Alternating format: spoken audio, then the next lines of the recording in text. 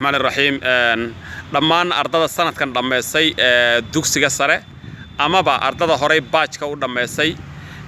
waxaan u sheegayaa fursadahan soo socda ardada baajka dhameysay waxay sameyn karaan qaybaha petroleumka la xiriira sida petroleum law ama sida datada loo manage gareeyo ama oil gas waxyaalaha kamid oo ay ka soo bixi karaan ay sameyn karaan haday lacag u haystaan laakiin ardada dugsiga sare dhameysay oo ilaa 30 kun ku dhow Soomaaliya waxaan u sheegayaa jaanis aad muhiim u ah shidaalka 5 sano kadib uu soo baxayaa insha Allah September ayaa la bilaabayaa marka inta daraasada ku sii jirtiin ayaa waxa laga yaabaa marka soo dhameystaan baynaad ka shaqeysiin meesha qof ajnabi ka shaqeyn lahaa consultant ka noqon lahaa administration ka noqon manager ka noqon lahaa idinka ayaa soo baranayo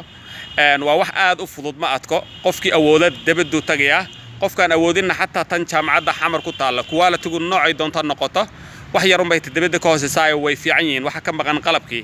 ayaa waxaan dhihi lahaa hal galo fursad baa haysteen ardada dabada maal dhaxda waaniga ku soo daray petroleum law waa qayb kamida way jiraan dad aqoon tale laakiin ma lahan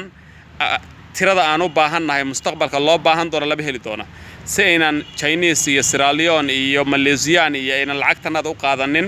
qof kasto aqli la aqooyahana عاقل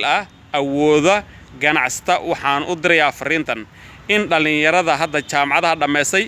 ama tol ahaanba ku dir ama koox ahaanba ku dir in ay nalo bara petroleumka iyo oil gas labaas ugu muhiimsan waxa kale oo ku soo xigo dalku aad ugu baahan yahay waxa weeyaan geologiya laana waad ogeydeen KCA shirkadda Ingiriiska inay dawladda ku wareejisay macluumaadkii macdanta Soomaaliya okay qaybta saddexaad waxa weeyaan veterinary oo aad loogu baahan yahay oo 50 milyan oo loo baan leenahay aqoonta veterinary-guna aad bay u yartahay waliba tan casriga ta kale waa agriculture marka khayraadkiina aad wax ku tihiin fariintan qof walba oo Soomaaliya media aad u isticmaala TV-yada waxaan ka codsanayaa in lagu soo celceliyo in ay dhigtaan waxyaalaha chance ka hadda oo lacagta dibadda nagu tagays way dhibaatada jirto wax weeyaan